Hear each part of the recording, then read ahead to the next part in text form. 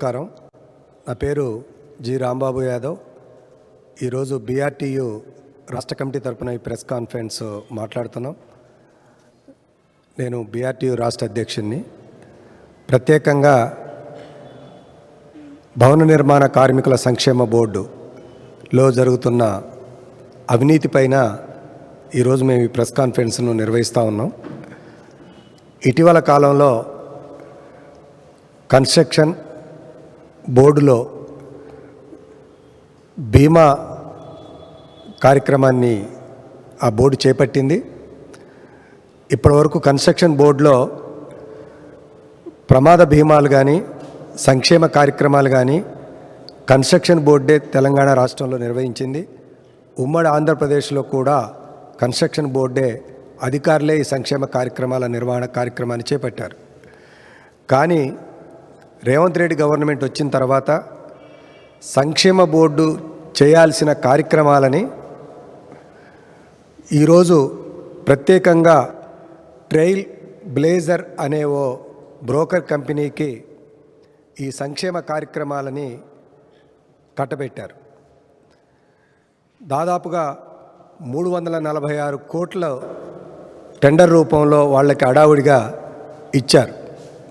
ఫలితంగా సుమారుగా ఇవాళ ట్యాక్సెస్ రూపంలోనే ఒక 56 కోట్ల రూపాయలు బోర్డు నిధులు ఇందులో వృధా అవుతాయి.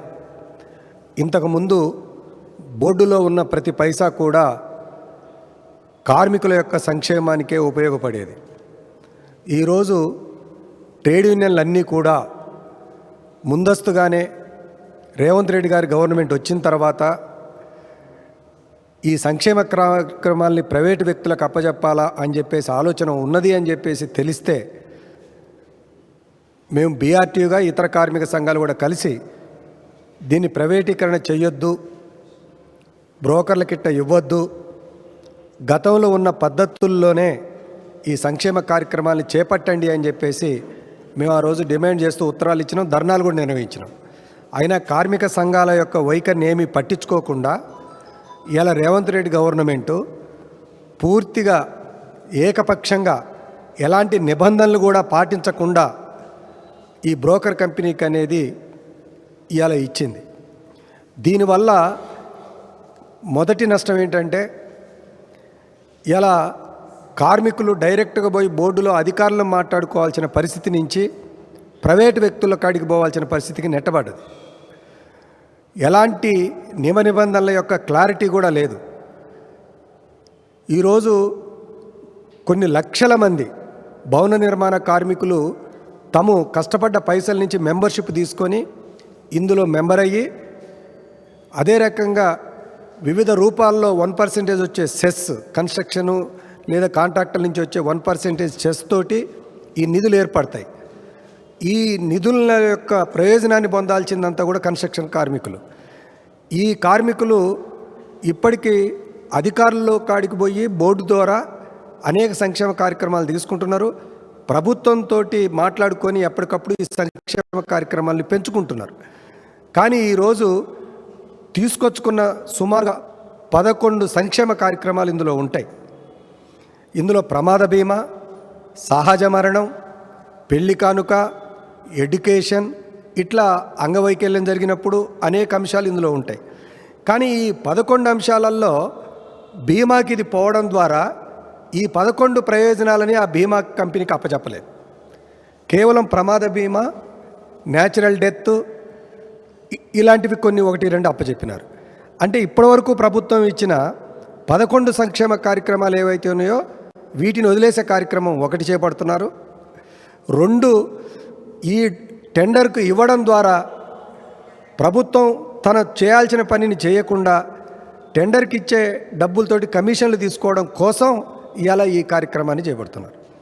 ఇంకొక మరింత ముఖ్యమైన అంశం ఏంటంటే ఇప్పటి వరకు బోర్డు పుట్టిన కానించి ఏ ఒక్క సంవత్సరంలో కూడా మొత్తం క్లెయిమ్స్ వచ్చి 346 కోట్లు కాలేదు, 200 కోట్లు దాటలేదు. కానీ ఇలా ఒకేసారి 346 కోట్లకు దాన్ని పెంచి ఈరోజు టెండర్కి వేయటం అనేది జరిగింది. ఇది కూడా ఒక పెద్ద దుర్వినియోగం. కార్మికుల డబ్బుల్ని పక్కదారికి పట్టించటం, కార్మికులకు ఉపయోగపడే డబ్బుని కొంతమంది దీన్ని అవినీతి రూపంలో పొందటం.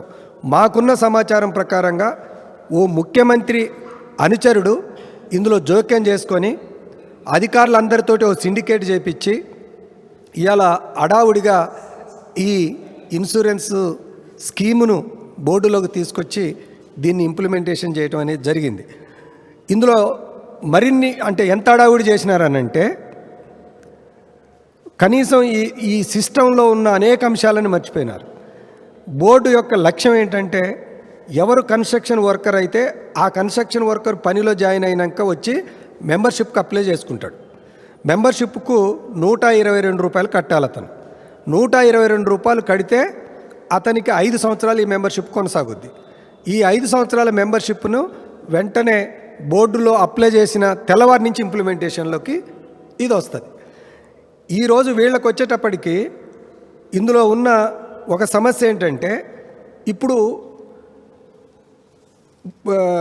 బ్రోకర్ కంపెనీకి ఇన్సూరెన్స్ కంపెనీకి ఇస్తే ఇది 1 ఇయర్ స్పాన్ పెట్టుద్ది, కాలం పెట్టుద్ది.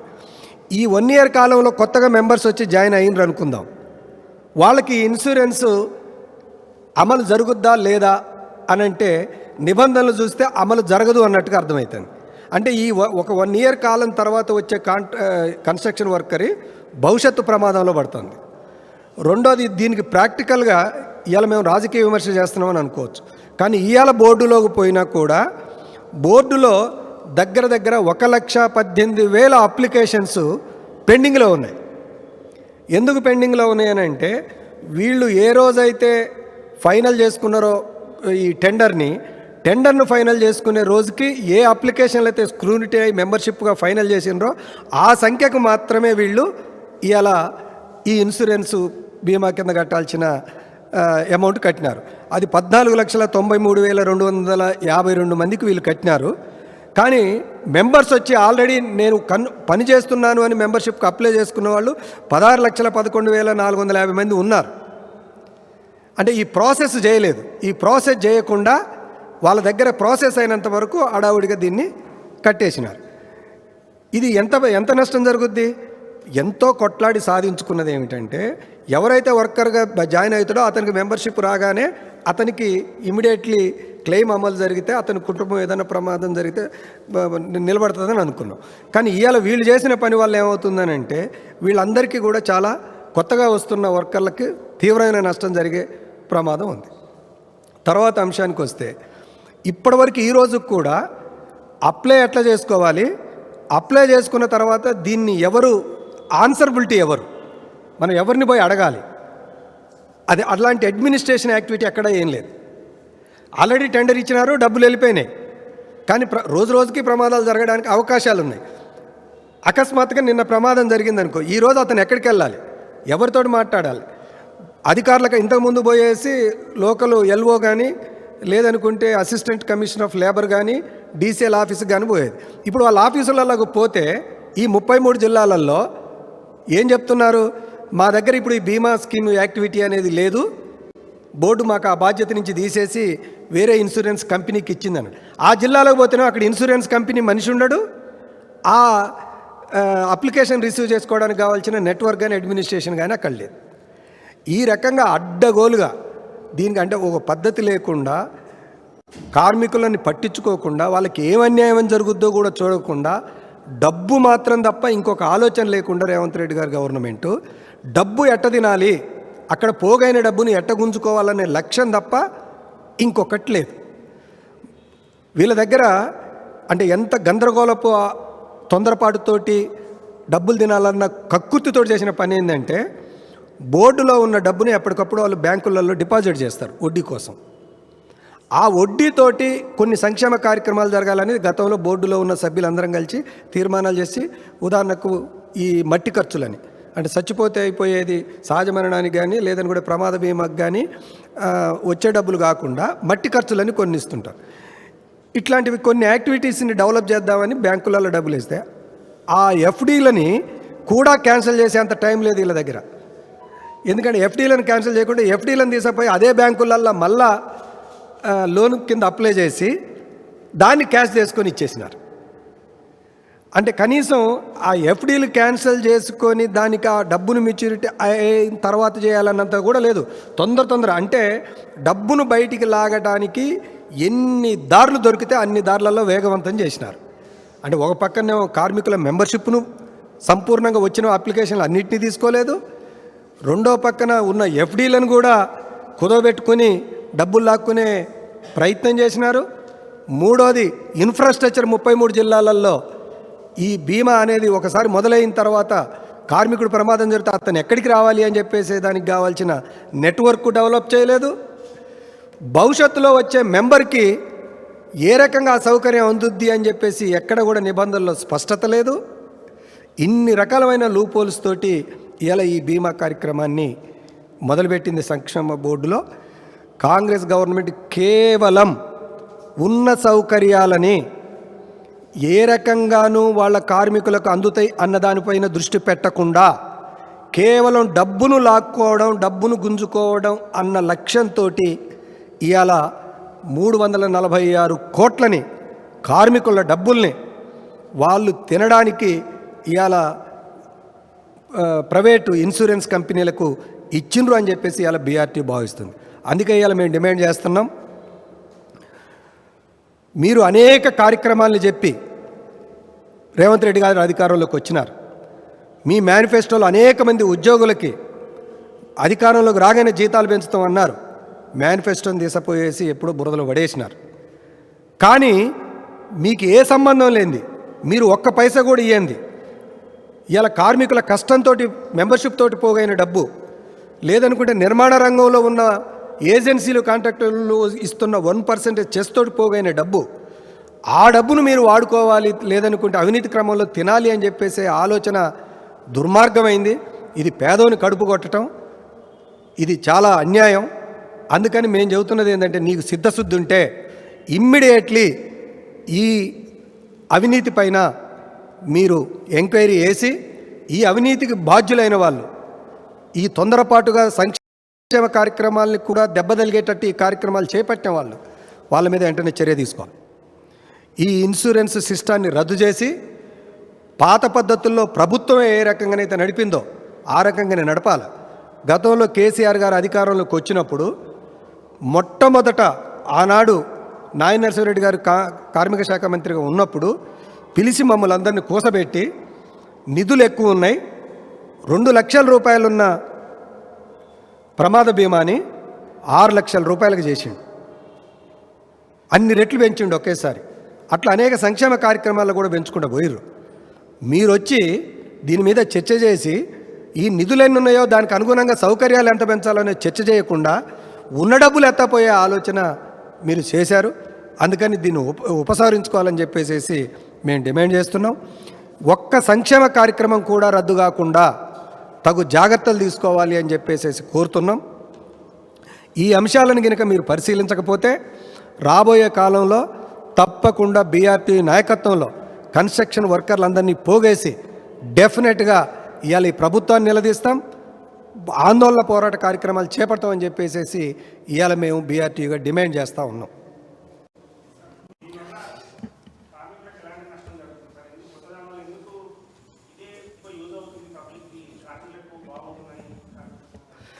అంటే మేము అనేది ఏంటంటే, కార్మికులకు ఏ ప్రయోజనం జరుగుద్ది అని ఇప్పటివరకు ఎవరు చెప్పలేదు.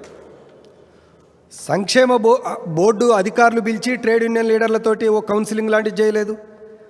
లేదనుకుంటే వచ్చిన ఇన్సూరెన్స్ కంపెనీ కూడా ఎలాంటి స్టేట్మెంట్ కానీ, లేదనుకుంటే ఎలాంటి వెబ్సైట్లలో కానీ కనీసం లేదు. వాళ్ళందరూ చదువుకోలేదు. న్యాయంగా జరగాలంటే ఏం చేయాలా, ఓ సదస్సు లాంటిది పెట్టి తెలుగులో ఓ కరపత్రం వేసి మీకు ఇది రావడం వల్ల ఈ ప్రయోజనాలు జరుగుతాయని చెప్పాను. నిజంగానే ప్రయోజనాలు ఉంటే మీకు ధైర్యం ఉంటే ఎందుకు మీరు పబ్లిక్ వచ్చి చెప్పట్లేదు? మేము ఆనాడు తెలంగాణ ఏర్పడిన తర్వాత ఆంధ్రప్రదేశ్ తెలంగాణ విడిపోతున్న సమయంలో బోర్డు కూడా 2 ముక్కలు అయినప్పుడు మేము ఇమీడియట్లీ మీటింగ్ పెట్టించి తెలుగులో కరపత్రాలు వేపించి ఏ ప్రయోజనాలు ఉన్నాయి, ఎట్లా మెంబర్ అవ్వాలి, ఒక ప్రయోజనానికి ఎట్లా అప్లై చేసుకోవాలి, అవన్నీ మేము సదస్సులు పెట్టి జిల్లా సదస్సులు పెట్టించినాం ఆనాడు. మరి ఇవాళ మీరు ఏం చేసినారు? మేము కనీసం మీరు ట్రేడ్ యూనియన్లను కూడా భాగస్వాములు చేయలేదు కదా. ఆ రకమైన నష్టం. మిత్రమా, ఇంకొకటి కూడా ఉన్నది. ఇవాళ ఇదే మీకు కన్స్ట్రక్షన్ బోర్డు వెబ్సైట్లో ఇవాళ ప్రయోజనాలు ఉన్నాయి. మనకి 11 ప్రయోజనాలు ఉన్నాయి. ఈ 11 ప్రయోజనాలని నువ్వు ఇచ్చిన టెండర్లో లేవు. మరి ఈ ప్రయోజనాలు ఏమైపోతాయి? ఇప్పుడు ఈ రోజున్న ఈ ప్రయోజనాలు ఇవన్నీ వెబ్సైట్ల నుంచి తీసుకున్న ప్రయోజనాలే.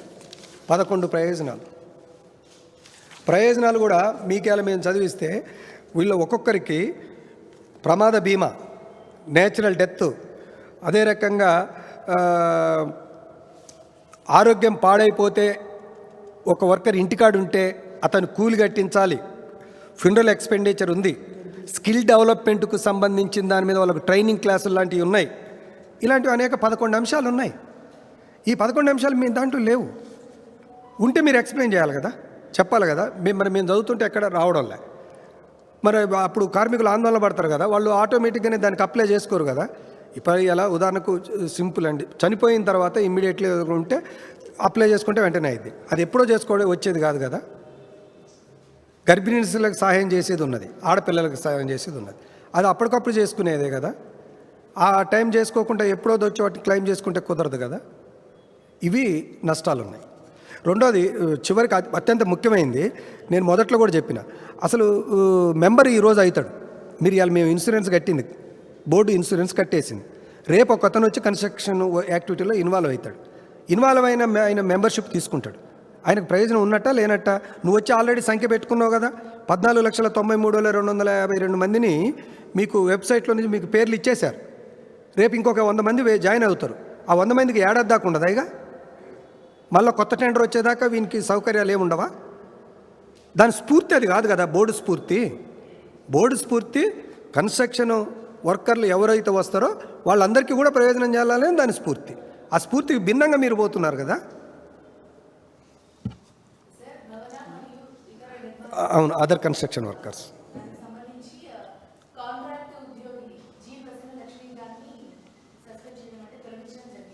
అవును